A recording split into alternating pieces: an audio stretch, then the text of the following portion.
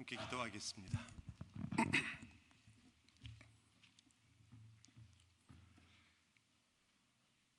고요하고 잠잠한 중에 주님을 바라고, 그리고 폭풍우 치고 바다가 흉흉한 가운데도 저희는 주님을 바랍니다. 어떤 곳에서도 주님을 찾으며 어떤 순간에도 주님을 찾습니다. 저희가 돌아설 곳은 바로 주님이시며, 저희가 매달릴 곳이 주님이시고, 저희의 만족 되시는 분이 주님이시며, 저희의 구원이 오직 주님께 있습니다. 오 주님, 그 주님이 우리의 왕이시며 우리의 구원자이시며 우리의 반석 되심을 찬양하오니, 저희의 모든 상황 속에서 우리의 주인이신 주님께서 우리를 붙드시며 우리를 하나님의 영광 가운데 거하게 하시며 우리로 평안과 기쁨이 무엇인가를 알도록 가르쳐 주옵소서. 말씀을 들으며 저희의 모든 삶을 주님 앞에 놓사오니, 우리가 아니라 예수 그리스도가 우리와 함께, 그리고 우리로서 우리의 모든 것이 되어주심으로 살고 계시다는 것을 깨닫게 하여 주옵소서. 예수 그리스도의 이름으로 기도하옵나이다. 아멘. 하나님 말씀은 골로새서 1장 우리 3절에서 8절 말씀입니다.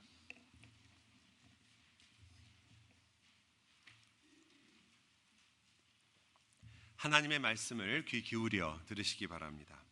우리가 너희를 위하여 기도할 때마다 하나님 곧 우리 주 예수 그리스도의 아버지께 감사하노라. 이는 그리스도 예수 안에 너희의 믿음과 모든 성도에 대한 사랑을 들었으며 너희를 위하여 하늘에 쌓아둔 소망으로 말미암음이니 곧 너희가 전에 복음 진리의 말씀을 들은 것이라. 이 복음이 이미 너희에게 이름에 너희가 듣고 참으로 하나님의 은혜를 깨달은 날부터 너희 중에서와 같이 또한 온 천하에서도 열매를 맺어 자라는도다. 이와 같이 우리와 함께 종된 사랑하는 에바브라에게 너희가 배웠나니 그는 너희를 위한 그리스도의 신실한 일꾼이요 성령 안에서 너희 사랑을 우리에게 알린 자니라. 아멘.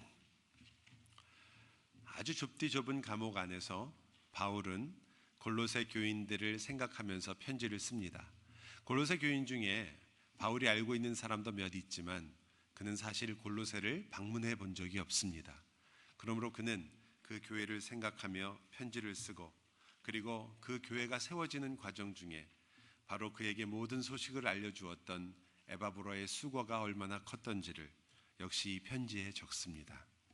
여러분, 그래서 우리가 지난 시간에 이 사도도 아니요, 그렇다고 특별한 직분을 가지지도 않았던 그 에바브로가 교회에서 얼마나 하나님의 교회의 세움과 그 교회가 성장하는 일에 자기의 삶과 자기의 인생을 드리고 있는가를 우리가 함께 보면서 우리의 신앙을 다시 한번 생각했었습니다. 바울은 여기서 골로새에 있는 하나님의 교회에게 너희가 성도들이며 또한 그리스도 안에 있는 자들이라고 말하면서 우리의 신앙이 내면적으로 죄 사함을 받고 예수 그리스도를 믿음으로 이제 하나님의 나라의 백성이 되었다는 우리에게 일어난 변화만이 아니라, 이제 우리는 더 이상 세상에 속하여 사는 사람, 세상 안에서 그렇게 보이지만 그러나 세상 안에서 사는 사람이 아니라 실제로는 예수 그리스도 안에서 사는 사람이라는, 완전히 우리가 살고 있는 내 삶의 질서와 체계가 이제는 달라졌다는 것을 바울은 이야기했습니다. 그래서 우리는 그 바울의 편지가 계속해서 이제 너희에게 이 하나님의 놀라운 영광 속에서 우리가 가지고 있는 이제까지 살았던 세상의 법칙이 아니라 사실 우리는 이제 하나님 나라의 법칙 속에 들어가서 살고 있다는 것을 이야기하면서 신자가 도대체 무엇이고, 그리고 무엇을 우리가 하나님의 백성으로서 살아야 되는가를 설명하기 시작합니다. 그 첫 번째가 바울은 기도라고 이야기를 하죠. 기도에 대해서는 우리가 아마 다음 시간에 기도가 내용과 그 모든 것이 이제 9절 이하에 다시 나오기 때문에 기도에 대해서는 우리가 한 번 더 생각하게 될 것 같고요. 그 기도의 처음 이야기가 이렇게 시작하죠. 우리가 너희를 위하여 기도할 때마다 하나님 곧 우리 주 예수 그리스도의 아버지께 감사하노라. 감사가 나옵니다. 근데 여러분, 감사라는 말, 그리고 이 앞에 나오는 말은 너무나 우리가 많이 듣던 말이기 때문에 쉽게 생각하기 쉽지만, 그러나 조금 생각해 보면 이 표현이 아주 재미있어요. 기도할 때마다 하나님 곧 우리 주 예수 그리스도의 아버지께 감사하노라. 이 말은 원래 이제 바울이 하려는 말이 이런 말이었다는 거죠. 예수 그리스도의 하나님, 그런데 곧 그가 예수 그리스도의 아버지다라는 말을 하고 싶은 거예요. 그러니까 처음 말은 하나님이 먼저 나왔습니다. 누구누구의 하나님, 이 말은 우리들에게 굉장히 익숙한 말이 아닌가요? 누구누구의 하나님, 어떠세요? 여러분, 구약에 자주 나오는 말이잖아요. 아브라함의 하나님, 이삭의 하나님, 야곱의 하나님, 바로 그때 쓰는 말이에요. 그런데 이번에는 예수의 하나님이라고 말하고 있는 겁니다. 그렇다면 이것은 지금 구약 아브라함 때부터 혹은 그 전부터라도 그 하나님, 언약의 하나님, 백성들과 함께 내가 너의 하나님이 되겠다, 너는 나의 백성이 될 것이라는 그 언약을 맺었던 하나님께서 드디어 예수 그리스도의 하나님, 그리스도와 맺은 언약의 하나님이라는 것을 보여주고 있습니다. 그러나 거기서 끝나는 건 아니에요. 예수 그리스도가 아브라함과 이삭과 그리고 야곱에 이르는 그 계보를 잇는 분이다 라는 것만이 아니라 이번에는 그를 예수 그리스도라고 말합니다. 중요한 두 단어가 더 들어갔는데 그 중에 하나가 바로 그리스도입니다. 그리스도란 메시아를 말하죠. 이 말은 이런 뜻입니다. 그 언약의 하나님이신데 아브라함과 이삭과 야곱이 언약을 통해서 끝까지 가르치려고 하고 그리고 그를 보여주려고 했던 그분이다. 그분이 바로 메시아다. 그리스도다. 우리가 기다리는 바로 그분이다 라고 말하는 거죠. 이런 뜻입니다. 아브라함에게도 하나님이 아들을 주셨잖아요. 이삭에게도 아들을 주셨습니다. 그렇게 함으로써 그 자손이 하나님의 언약의 백성으로서 하나님이 그들을 부하게 하셨고 성장하게 하셨고 또한 생육하고 번성하게 하셨습니다. 그런데 여기서는 이런 말이죠. 이제 더 이상 아브라함 같은 이에게 또 아들을 준 것이 아니라 바로 그 아들이 왔다고 말하는 겁니다. 그 아들은 누군가요? 예수 그리스도. 즉 이제까지 있었던 모든 누구누구의 하나님, 아무개의 하나님이 아니라 이제 더라는 말이 붙은 겁니다. 바로 그분의 하나님, 예수 그리스도의 하나님, 마지막에 왔다는 거죠. 이 모든 언약의 완성이 이루어지는 바로 그 이름이 왔다는 것입니다. 또 하나 여러분이 아시는 것처럼 앞에 붙은 말은 주라는 단어입니다. 여러분이 다 아시듯이 이 주라는 말은 아무데나 쓰는 말은 아니죠. 특히 여기서 주 예수라고 말할 때는 이 말은 신성과 하나님이라는 것을 보여주려는 단어입니다. 즉 만군의 주 여호와 할 때 그 주와 같은 무게를 가지고 있는 말입니다. 즉 여기서 예수 그리스도의 주 예수 그리스도의 하나님이라고 말했을 때 그것은 바로 이 언약의 주이시며 그리고 이 모든 창조와 구속의 주이신 바로 그 하나님이신 예수 그리스도께서 우리에게 오셨다라는 것을 말합니다. 그래서 그 주 예수 그리스도의 하나님. 그러나 이 모든 내용은 사실 마지막 하나에 비하면 아무것도 아닙니다. 마지막에 바울은 말하기를 바로 그 주 예수 그리스도의 하나님이 누구라고 얘기하는 거예요? 아버지다. 이 말은 이 모든 언어 중에 가장 독특한 언어가 되는 것입니다. 그가 바로 예수 그리스도의 아버지시다. 그 아버지에게 내가 감사한다. 그 하나님께 감사한다. 여러분, 그 메시아가 하나님이라는 걸 고백하는 것, 그리고 그 예수 그리스도의 아버지가 바로 그 하나님이라는 것을 고백하는 것은 바로 전능하시며 위대하시며 강하신 그 하나님이 동시에 아버지시라는 것을 말하는 거죠. 저와 여러분은 이제 기도할 때도 아버지라는 말을 많이 쓰고 하나님이라는 말도 많이 쓰고 하다 보니까 저희가 이제 그 단어에 대해서 거의 익숙해져 버렸어요. 여러분 뭐 군대를 다녀오신 분은 잘 알겠지만 군대에 가서 군인들이 가끔 울 때가 있어요. 젊은 청년들이 뭐 울 때가 여러 번 있을 것 같지만 그래도 자주 울진 않고 울 때가 있는데 훈련을 받다가 유격 훈련이라고 아주 힘든 훈련을 받다가 앉혀놓고 그 교관이 앉아서 이제 일장 연설을 합니다. 뭐 어쩌고 저쩌고 얘기를 해서 결국은 무슨 얘기를 하냐면 어머니 얘기를 하는 거예요. 그 전까지 어머니를 왜 몰랐겠습니까? 그 전까지도 어머니를 얼마나 생각하고 살았겠습니까? 그런데 거기서 다 세워놓고서는 어머니를 부르라고 그래요. 어머니, 뭐 애인 이름은 나중에 부르고 어머니라고 부르게 해요. 그러면 거기서 어머니 그러면서 안 우는 아들들이 없어요. 예?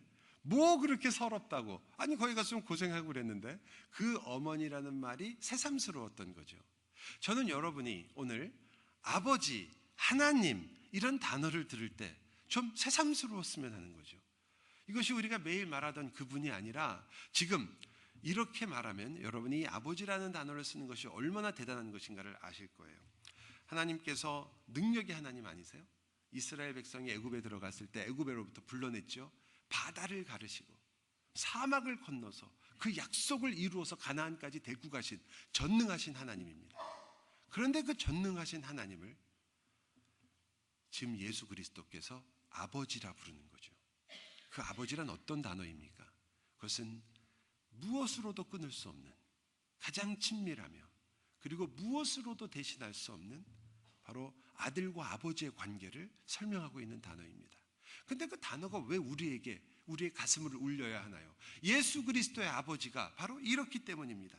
요한은 성경에서 그의 부활과 함께 있었던 사건에서 이렇게 얘기합니다. 예수께서 이르시되 나를 만지지 말라. 내가 아직 아버지께로 올라가지 못하였노라. 너는 내 형제들에게 가서 이르되 내가 내 아버지 곧 너희 아버지 내 하나님 곧 너희 하나님께로 올라간다 하라 하신대. 예수 그리스도의 아버지를 우리의 아버지라고 얘기하시는 겁니다. 여러분 우리가 주기도문을 다 주님께서 가르치신 기도를 다 좋아하고 또 우리의 기도의 모범으로 삼습니다. 그 첫 문장을 다 하실 것입니다. 하늘에 계신 우리 아버지여. 이 주기도문 즉 주님 가르치신 기도에서 나오는 모든 내용이 아름답지만 어떤 분은 하늘에 계신에서 어떤 분은 아버지에서 어떤 분은 그 위에 이 땅에서 그 뜻이 이루어지이다 해서 어떤 분은 일용할 양식에서 모두 다 은혜를 받고 하나님께 감사할 수 있지만 적어도 저한테 처음 부닥쳤던 가장 컸던 단어는 두 글자였습니다. 바로 우리라는 단어였습니다. 예수님께서 하늘에 계신 나의 아버지여 라고 기도하지 않으시고 하늘에 계신 우리 아버지라고 기도하도록 가르쳤다는 사실. 예수 그리스도의 아버지시지만 동시에 우리의 아버지시라는 것. 그것은 예수 그리스도께서 하나님 아버지와 맺은 그 관계와 똑같은 방식으로 우리도 이 전능하시며 위대하신 우주의 왕을 아버지라 부르게 되었다는 것입니다. 예수님께서 아버지와 가지고 계셨던 그 친밀하고도 끊을 수 없는 사랑의 관계를 저와 여러분도 아버지로서 부르며 같이 갖게 된 겁니다. 어떻게 보면 마음 아픈 이야기이긴 하지만 우리나라에서 학생들이나 또는 젊은 사람들에게 이렇게 조사를 하면 제일 내가 가정에서 어떤 어머니, 아버지, 동생 이런 가정 전체에서 자기에게 가장 다가오지 않거나 자기가 제일 모르는 상이 어떤 상이냐 그러면 대개 아버지 상이라 그래요.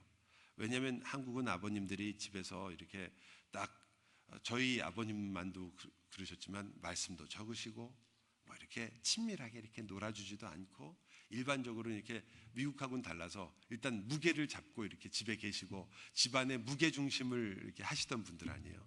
또 엄하시고 무섭고 어떤 분은 아버지와 좋은 관계가 있어서 사랑의 관계를 가지신 분도 있지만 많은 경우에 아버지를 친구처럼 생각했던 저희 세대는 거의 없었던 것 같아요.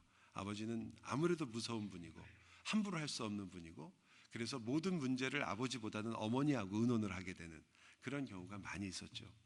그게 아버지들의 잘못이었건 자식들이 아버지의 마음을 몰랐던 것이건 어떤 면에서 우리가 하나님 아버지를 설명할 때 좀 이게 어떤 면에서 장애물이 되는 것 같아요.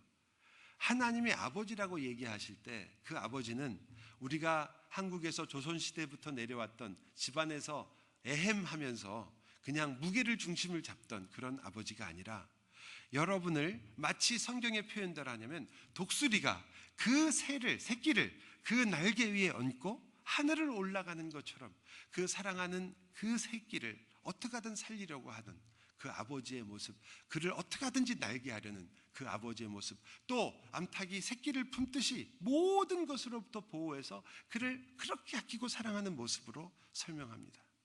여러분이 요즘 그 유튜브가 하도 유명하니까 유튜브에서 얼마나 유명했던지 저한테까지 메일로 왔던 그러한 영상이 하나 있는데, 우리도 많이 보는 라쿤 있잖아요.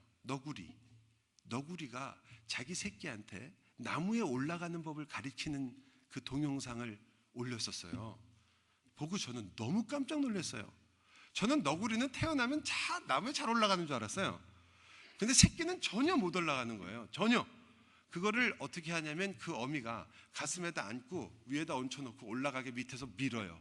그래도 얘는 안 올라가겠다고 떨어져요. 그러면 자기가 하는 거를 보여주고 그 얼굴로 이렇게 치는 거예요. 이렇게 하라고. 정말 깜짝 놀랐어요. 여러분, 미물이라는 짐승도 이제 네가 이 나무 올라가는 걸 모르면 넌 사람한테 잡혀 죽든지 짐승한테 잡혀 죽어서 못 살 거라는 걸 알고 있기 때문에 정말 그 장시간 동안 조금도 지치지 않고 그것을 위로 올려보내고 위에서 끌어주고, 그래서 한 걸음씩 한 걸음씩 올라가게 만드는 거예요. 아버지예요. 뭐 어머니이기도 하지만 하나님께서 아버지라고 얘기할 때는 바로 여러분의 인생 속에서 쉴 틈 없이 쉬지 않고 여러분과 함께 여러분의 인생 전체를 같이 걸어가 주시는 바로 그분으로서의 아버지를 말하는 것입니다. 그저 여러분에게 인생을 던져놓고 너도 한번 살아봐라 하는 아버지가 아니라 여러분의 모든 삶에 있어서 여러분의 인생의 모든 순간순간마다 여러분의 삶 속에서 함께 걸어가고 계셨던 바로 그 아버지를 말하는 겁니다. 예수님께서 그 아버지를 아신 거죠.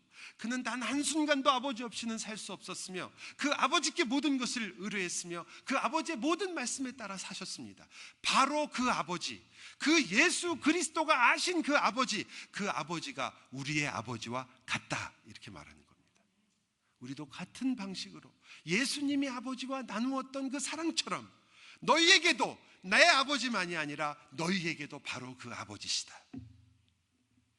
예수님이 사랑하셨던 그 아버지, 바로 우리가 사랑하는 그 아버지가 되신다고 말하는 겁니다. 여러분, 그렇다면 그의 말은 이제 그 아버지에게 기도하는 예수 그리스도가 말했던 그 아버지에게 그는 감사한다고 말하는 거죠. 이것은 두 번째의 중요한 사실을 우리에게 알려줍니다. 이 감사는 그냥 감사가 아니라 아주 독특한 감사죠. 한번 그 4절을 시작할 때 보면 이렇게 시작합니다. 1장 4절인데요. 이는 그리스도 예수 안에 너희의 믿음과 모든 성도에 대한 사랑을 들었으며, 이 말은 이런 거죠. 내가 하나님께 감사하는데 왜 감사하고 무슨 내용을 감사하느냐? 그리스도 예수 안에 너희의 믿음과 모든 성도에 대한 사랑을 들었기 때문에 내가 감사한다. 뭐로 인한 감사죠? 성도들의 삶으로 인한 감사예요. 너무나 당연해 보이죠? 그러나 여러분, 이 성도로 인한, 성도들 때문에 하는 감사는 성경에서 아주 생소한 개념입니다. 여러분이 구약의 시편을 다 읽어보아도 그 시편 어디에도 성도들을 위한, 같은 유대인끼리, 같은 이스라엘 사람끼리 이스라엘 사람들로 인해서 하나님께 감사하는 내용은 없어요. 하나님께 감사합니다. 하나님, 내 구주가 되셔서 감사합니다. 하나님, 나를 건져주셔서 감사합니다. 이런 내용은 있어요. 그러나 하나님, 우리의 이스라엘이 이렇게 살았기 때문에 하나님께 감사합니다, 이런 건 없어요. 이것은 신약에 와서 사실상 거의 처음 나타나는 그러한 감사의 형태입니다. 왜 이런 형태의 감사가 나타났냐고요? 다른 어떤 것이 아니라 바로 예수 그리스도 때문인 거죠. 여러분, 그들은 같은 동족이요, 같은 혈족이었습니다. 그들은 아브라함을 그들의 조상으로 섬기고, 그리고 그 모두가 혈연 관계로 있었던 한 민족입니다.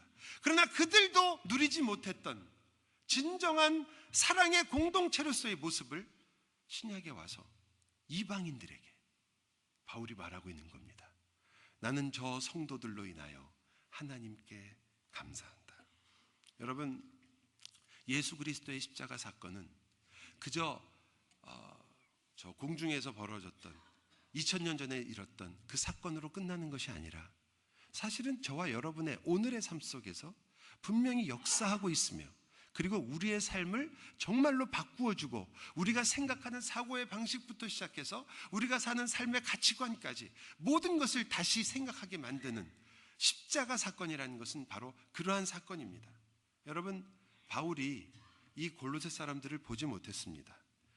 그들의 소식은 들었지만 사실 그 소식을 들을 때 칭찬하고 감사할 것뿐만 아니라 걱정스러운 이야기도 많이 들었습니다.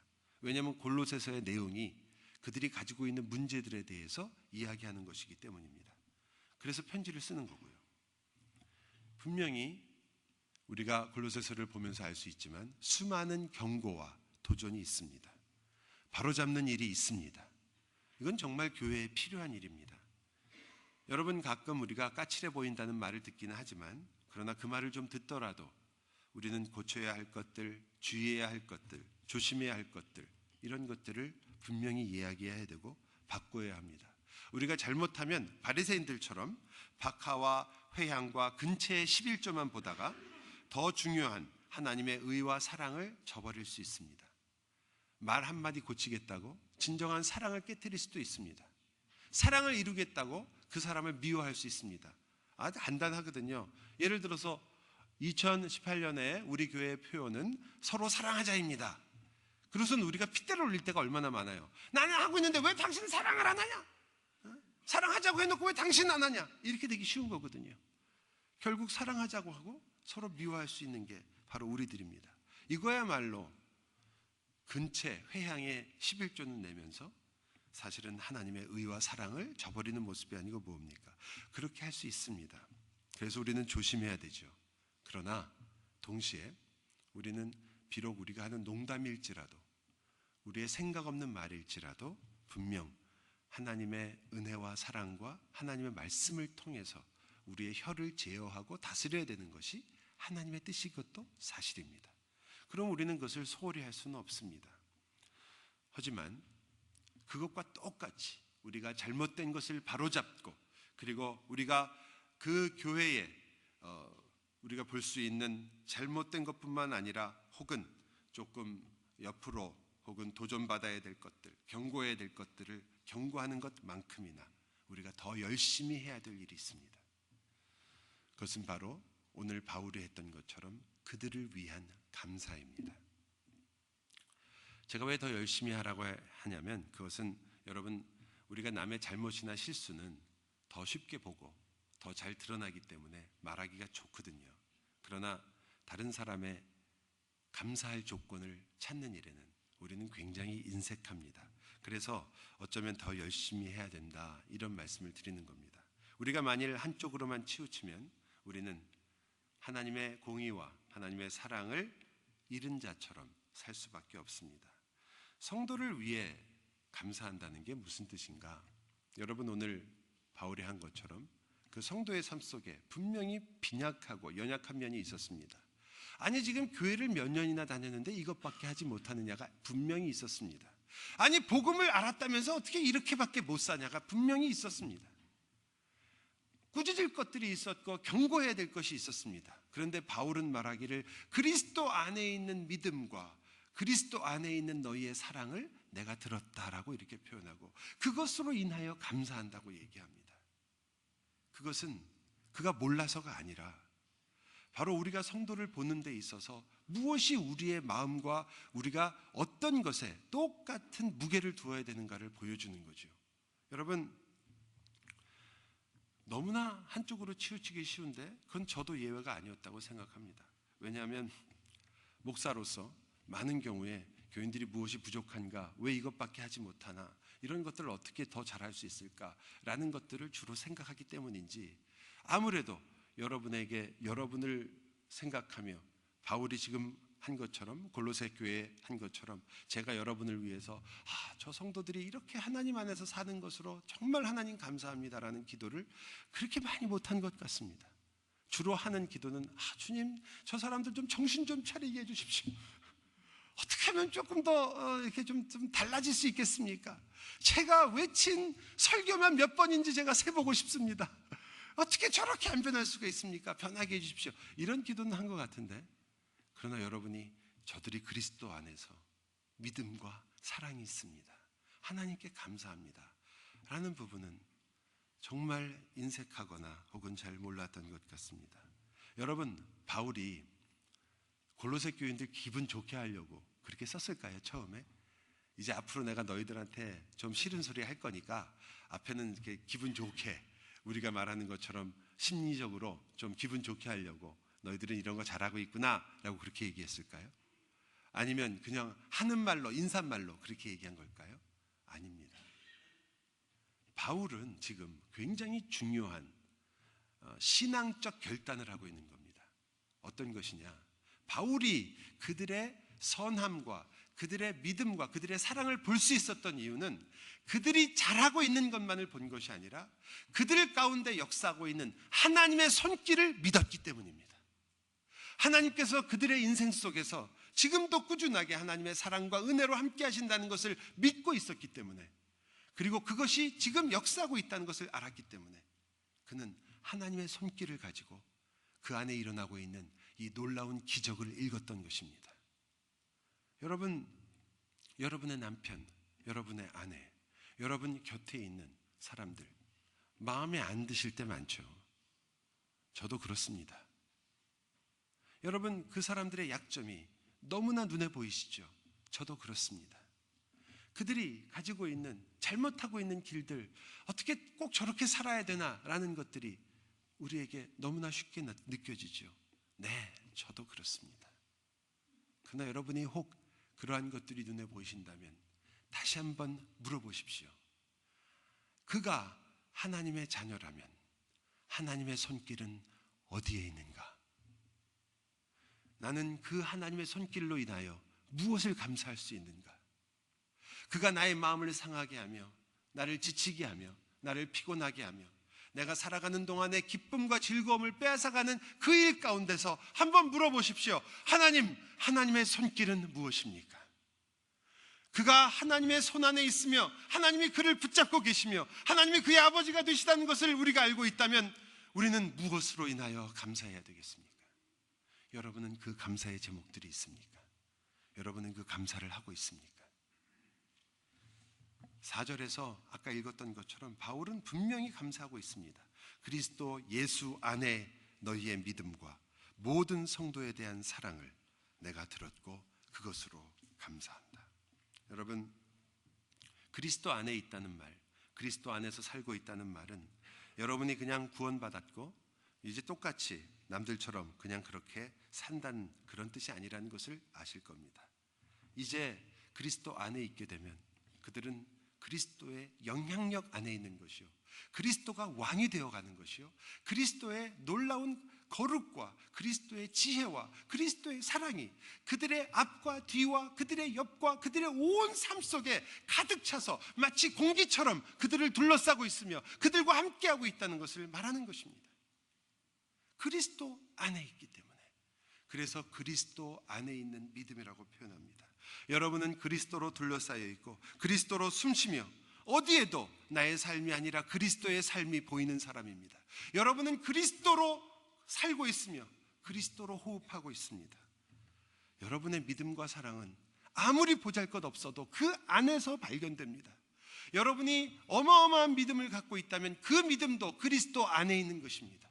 여러분이 빈약하고 정말 비참할 정도로 연약한 믿음이요, 내 믿음은 어디다 내놓을 수 없을 정도로 너무나 약하다고 생각하셔도 그 연약한 믿음도 그리스도 안에 있는 믿음입니다. 사랑하는 여러분, 우리의 눈물도, 우리의 한숨도, 그리고 여러분의 기쁜 순간들도 그리스도 안에 있습니다. 5절에서 우리는 사실 상당히 중요한 이야기를 만나게 됩니다. 믿음과 사랑을 이야기하면서 5절은 이렇게 시작하죠. 너희를 위하여 하늘에 쌓아둔 소망으로 말미암음이니. 말미암아서 뭐가 됐다는 뜻일까요? 이건 이렇게 번역하는 것이, 여러분이 아마 새 번역은 이 번역을 조금 더 정확하게 했는데요, 이렇게 번역하는 것이 문맥상 그리고 문법상 훨씬 더 올바른 것 같아요. 한국 번역이 틀렸다는 것이 아니라 이렇게 한번 넣어서 읽어드릴게요. 이는 그리스도 예수 안에 너희의 믿음과 모든 성도에 대한 사랑을 들었으며 이 믿음과 사랑은 너희를 위하여 하늘에 쌓아둔 소망으로 말미암는 것이다. 즉 믿음과 사랑이 어디서부터 나온 거라고요? 소망으로부터 나온 것이다, 이런 뜻입니다. 그 소망이 원인이 되어서 믿음과 사랑이 나온 것이다. 너희들을 내가 왜 칭찬하며 너희들을 인하여 내가 왜 감사하는 줄 아느냐? 너희의 믿음과 사랑이 있기 때문이다. 그 믿음과 사랑이 있다는 것을 내가 무엇으로 확신하느냐? 그리고 어떻게 알고 있느냐? 바로 너희에게 소망이 있기 때문이다. 어떤 소망이냐? 하늘에 쌓아둔 소망이 있기 때문이다. 여기까지 오면 우리는 좀 고개를 갸웃거리게 됩니다. 왜냐하면 믿음, 소망, 사랑 중에 최고가 뭐예요? 그렇죠. 사랑 그러면 우리는 다 납작 엎드려야 되잖아요. 교회에서 일단 사랑 그러면 우리는 그저 그냥 사랑해야지. 사랑이 부족합니다 그러면 그저 우리가 회개해야지. 사랑 얘기 나오면 할 말이 없잖아요. 얼만큼 사랑을 해야 모든 것이 해결될지 모르지만 사랑 그러면 다 정답 같아요. 그런데 여기서 단순히 믿음, 소망, 사랑 중에 그 중에 제일이 사랑이라는 것은 모든 것 중에 믿음과 소망은 다 없어도 되고 사랑이 제일이니까 사랑만 있으면 된다, 이 말이 아니라 문맥상 어떤 뜻이에요? 그 고린도 교회에 수많은 은사들이 있으며 수많은 행동들이 있었고 수많은 일들이 있었지만 그들이 만약 사랑이 없이, 사랑이 그 모든 은사의 근거가 되고 그 사랑이 모든 믿음의 행동의 근거가 되고 그 사랑 때문에 그 일을 하고 있지 않으면 너희들이 하는 모든 것이 울리는 꽹과리 같다. 그러므로 사랑이 필요하다는 걸 얘기하는 거거든요. 사랑이 제일이라는 말은 사랑만 있으면 다 된다는 것은 아닌 거예요. 오히려 오늘 본문에서는 그 믿음과 사랑도 무엇으로부터 와야 되느냐? 소망으로부터 와야 된다. 참 어려운 말이죠. 아니 그러면 소망은 결국 우리가 앞으로 어떤 것을 가진다는 걸 말하는데, 내가 천국에 가게 될 것, 내가 하나님의 나라에 가게 될 것을 그 소망으로 내가 믿음과 사랑을 행하는 것입니까? 라고 물어볼 수 있습니다. 근데 그건 조금 이해는 되는 것 같고 말은 좀 되는 것 같은데 좀 이상하지 않아요? 앞으로 이렇게 천국 갈 것 때문에 당신은 지금 그러니까 천국 갈 사람이니까 다 참고 사랑해라, 천국 갈 사람이니까 다 믿어라, 이렇게 되는 거잖아요. 조금 말이 어려워요. 성경이 여기서 조금 한 번 더 설명을 합니다. 여러분 5절을 보세요. 너희를 위하여 하늘에 쌓아둔 소망으로 말미암음이니 곧 너희가 전에 복음 진리의 말씀을 들은 것이라. 그래서 이거는 복음, 즉 진리의 말씀을 들은 것이 바로 소망이라고 얘기하는 거죠. 하나님의 복음이 여러분의 소망이었던 거예요. 우리의 소망은 물론 하나님의 나라에 영원히, 하나님의 나라에서 하나님과 영원히 즐겁게 사는 것, 우리 소망입니다. 근데 그 소망이 어디서부터 나온 거예요? 복음에서 나왔다는 거예요. 이것이 복음이 너희에게 들렸기 때문에 너희가 갖고 있는 것이다. 그 복음이 바로 너희의 소망이다. 어디에 쌓았다고 그래요? 그런데 하늘에 쌓았다고 그래요. 이 땅에 있지 않고. 여기서 바울이 하늘에 쌓은 게 아니라 이 땅에 쌓은 복음이라고 그랬으면 우리가 얼마나 좋았을까요? 예? 이제 이 땅에서 하나님께서 주시는 복들이 다 복음이 돼버리니까. 그런데 그렇지 않고 하늘에 쌓았다고 얘기합니다. 이것은 여러분과 제가 세상에서 말하고 있는 복음, 즉 세상에도 좋은 소식이 있잖아요.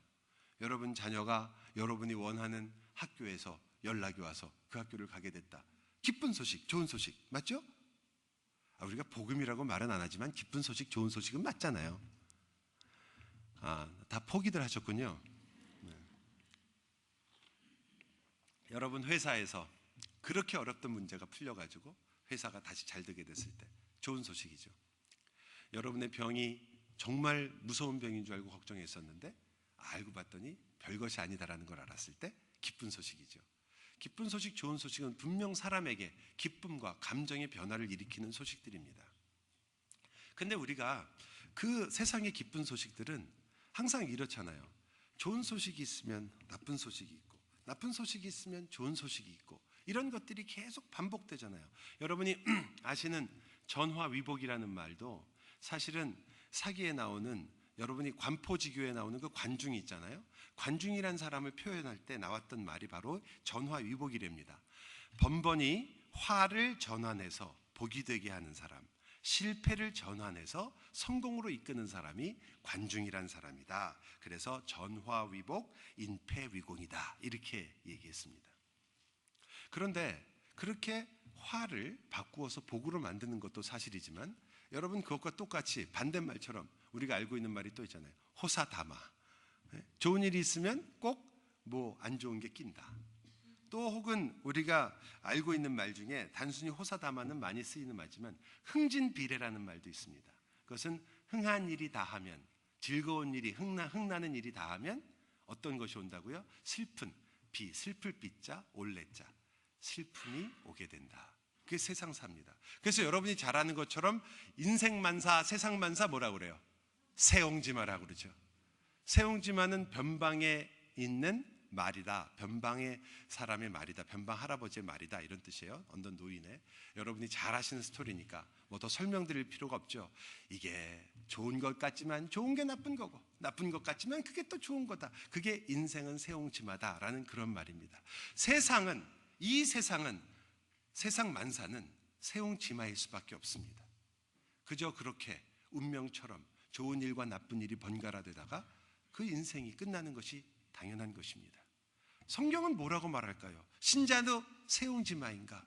신자도 세상 만사는 그렇게 전화위복과, 그리고 혹은 그러한 다른 일들이 또 나온 호사다마가 계속 왔다 갔다 하는 것인가? 고진감래가 됐다가 그 다음에는 아까 말씀드린 것처럼 흥진비례가 되는, 아주 고생 끝에 낙이 왔다가 낙 끝에 또 고생이 오는 그런 일들의 반복이 역시 신자도 마찬가지인가? 복음은 아니라고 답하는 거죠. 너무나 다릅니다. 왜냐하면 복음은 세상 만사가 아니라 그것을 하늘에 속한 일이라고 말하기 때문이고, 따라서 하늘 만사이기 때문입니다. 소망은 저와 여러분이 쌓아놓은 것이 아니고 우리가 만들어내는 것이 아닙니다.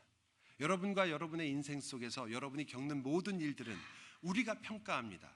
여러분이 좋다고 생각하고 여러분이 나쁘다고 평가합니다. 그래서 좋은 일이 왔다가 나쁜 일이 온다고 생각합니다. 그러나 성경은 우리들에게 하나님께서 여러분을 심지어 선한 것과 그리고 악한 것조차도 어떻게 한다고 하십니까? 모든 것이 합력하여 악을, 중간을, 아니요, 선을 이룬다고 말합니다. 성경은 우리들에게 고생 끝에 낙이 오지만 낙 끝에 또 어려운 일들이 온다라고 얘기하는 것이 아니라 이 모든 일이 하나님의 선하심 속에서 여러분에게 선한 것을 준다라고 분명하게 이야기합니다. 왜냐하면 우리들의 인생은 이 인생 만사에서 끝나는 것이 아니기 때문이죠. 이 인생에서 아무리 좋은 것을 가지고 여러분이 생각하는 아무리 뛰어난 것을 여러분이 획득했다고 할지라도, 혹은 여러분이 상상할 수 있는 가장 힘든 일이 있다고 할지라도 그 인생은 영원할 수가 없습니다. 그건 사라질 것들이잖아요. 아무리 좋아도, 대단하고 기뻐 보이지만 결국은 사라질 것들입니다. 그러나 성경에서 말하고 있는 진정한 하나님 나라에서의 쌓은 우리의 소망은 바뀔 수 없는 것이며, 그리고 그것은 영원한 것이며, 그 여러분에게 최고의 선을 약속한 것이며, 그리고 여러분은 그 길을 걷고 있는 그 안에 있다고 말하는 바로 그것입니다. 저와 여러분은 나도 예수 좀 잘 믿어서 그런 것 좀 한번 했으면 좋겠다, 나도 합력하여 선을 이루는 그런 삶을 한번, 나도 예수님 잘 믿어서 내가 구원은 받았지만 매일 하고 있는 걸 보면 성경도 제대로 안 읽고 기도도 제대로 안 하는 내 모습을 보면 어떻게 하나님이 나에게 무슨 복을 주시겠나 싶다, 이렇게 생각하는 것이 우리라면 여러분 다시 한번 생각해 주십시오. 여러분이, 제가 이렇게 얘기하면 여러분이 반드시 이제 그 딴청을 피울 수 있기 때문에 여기가 끝이 아니에요. 하지만 이 말은 해야 되니까 하는 거예요. 여러분이 성경을 안 읽고 게으름을 피우고 기도도 제대로 못하고, 여러분이 정말 사는데 하나님 뜻대로 살기보다 그저 욕심과 먹고 사는 것에 바빠갖고 정신없이 나만을 위해서 살고 있는 그 가운데서도 하나님은 무엇을 이루신다는 겁니까? 선을 이룰 것이다. 내가 너의 아버지며 너는 나의 자녀이기에 그 일을 이룰 것이다. 여러분은 이런 은혜로운 말을 들으면 은혜를 받는 게 아니라 곧바로 잘 됐다, 정말 아멘이다. 그래서 또 뒷말을 안 할 수가 없는 거죠. 여러분을 선을 향해 이끄시는 하나님께서는 여러분을 위하여 채찍질과 매질도 마다하지 않으시는 분입니다. 여러분, 하나님께서는 여러분이 갖고 있는 소유가 하나님이 여러분과 함께 누리고 만들어야 될 예수 그리스도를 닮은 인격에 비하면 아무것도 아니기에 놓으실 수 있습니다. 여러분이 가지고 있는 건강조차도, 여러분이 그토록 믿고 있는 여러분의 물질과 그 모든 것조차도 하나님에게는 가장 귀한 가치가 될 수 없습니다. 하나님의 가장 귀한 가치는 바로 여기 앉아있는 여러분, 여러분의 영혼이요, 여러분의 삶이요, 여러분의 구원이요, 여러분의 기쁨이요, 여러분의 인생입니다. 그것을 위해서 주님은 기쁘게 그 모든 것을 놓으실 수 있는 분입니다. 그래서 우리는 이 일을 통하여 오히려 하나님께 나아갈 때 내가 과연 이 복음을 알고 있는가? 그리고 마지막으로 6절에서 복음을 이렇게 설명하죠.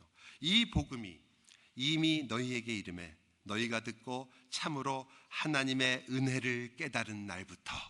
이 복음이 뭐라는 거예요? 하나님의 은혜를 깨달은 것. 여러분과 제가 왜 우리의 삶 속에서 믿음과 사랑이 약한가? 왜 우리의 소망은 이렇게 굳건하지 않은가? 그것을 설명하는 가장 결정적인 단어입니다. 여러분은 은혜라는 말을 입에 달고 살고 있지만 하나님의 은혜에 대하여 과연 우리가 얼만큼 깨닫고 있는가를 물어보는 거죠. 여러분은 하나님의 은혜를 깨닫고 있는가? 여러분은 대개 나는 홈레스였는데 하나님께서 나를 도와주셔서 이제는 집도 생기고 먹을 것도 생기고 내가 인생에 굉장히 힘들고 방황하고 아무것도 모르고 있었는데 드디어 예수 그리스도의 십자가를 만나서 내가 이제는 그래도 구원도 받고 하나님도 믿게 되었다라고 생각하실 수 있습니다. 전혀 아니올시다. 그것은 은혜의 절반도 설명한 것이 아닙니다. 저와 여러분은 죽은 자이거나 혹은 살인자였습니다. 여러분과 저는 교수대의 사형대의 이슬로 곧 사라질 수밖에 없었던, 아무런 소망도 없었던 그 사람을 끄집어내어 자신이 자기의 목숨을 그곳에 던지고 우리를 끄집어내어 살려내신 것이, 그것이 은혜입니다.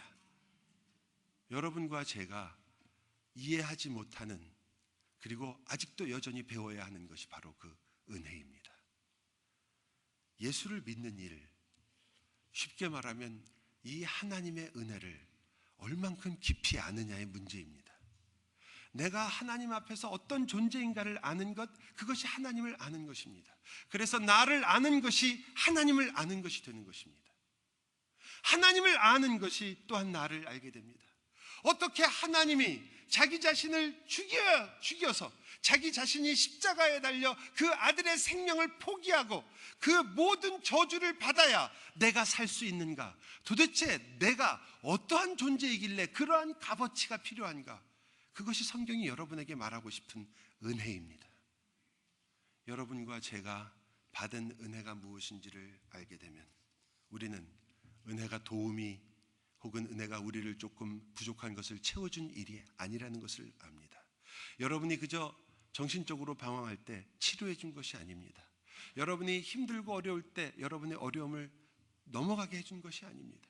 여러분이 병이 들었을 때 병을 고쳐준 것도 아니며, 여러분이 도저히 소망이 없어서 깜깜해서 하나님밖에 어떻게 부를 수가 없어서 그때 하나님을 불렀더니 하나님이 나에게 응답해 주셨다는 그게 은혜의 다는, 아니 가깝지도 않은 것입니다. 우리가 지금 받고 누리는 것은 그 하나님의 은혜는 우리로서는 절대로 받을 수 없는, 아니 오히려 저주와 절망 외에는 우리에게 없는, 여러분이 피부에 와닿지 않으신다면 우리에게는 죽음밖에는 결론이 없는, 여러분과 제가 힘들고 어려우면 뭐밖에 결론이 없습니까? 죽음밖에 없습니다. 여러분이 정말 모든 것을 다 잃어버리면 죽음밖에 결론이 없습니다. 그게 인간입니다. 그리고 그것은 모든 것을 삼킬 수밖에 없습니다. 그런데 여러분은 그 죽음을 이겼습니다. 여러분의 능력으로 이긴 것이 아니라 그리스도의 십자가로 이겼습니다. 그 그리스도 때문에 여러분을 모든 것에서 끊을 수 있는 죽음조차도 여러분을 끊어낼 수 없습니다. 성경은 바로 그래서 은혜라고 합니다. 힘든 나를 도운 것이 아니라 죽은 나를 살리신 것이 하나님의 은혜입니다. 죽었던 이를 살려냈는데 하나님이 도대체 뭘 아끼시겠습니까? 하나님이 어떻게 다시 버리시겠습니까? 하나님이 어떻게 여러분을 잊겠습니까? 어떻게 하나님이 여러분을 모른다 하실 수 있겠습니까? 그래서 여러분은 그 하나님의 은혜를 알면 알수록 여기 성경이 말하고 있는 열매를 맺으며 자라가게 되는 것입니다. 여러분의 신앙의 정진, 2018년 여러분이 만약 이 한 해 동안 내가 신앙의 정진을 하고 싶으면 많은 분들이 성경을 읽으려고 합니다. 잘하시는 것입니다. 기도를 더 열심히 하려고 합니다. 잘하시는 겁니다. 예배를 똑바로 드리자. 잘하시는 겁니다. 모든 것이 다 여러분 잘하고 있는 것입니다. 그러나 여러분 먼저 여러분의 마음에 다시 한번 질문하십시오. 나는 하나님의 은혜를, 예수 그리스도의 십자가의 은혜를 얼마나 깨닫고 있는가? 기도합시다.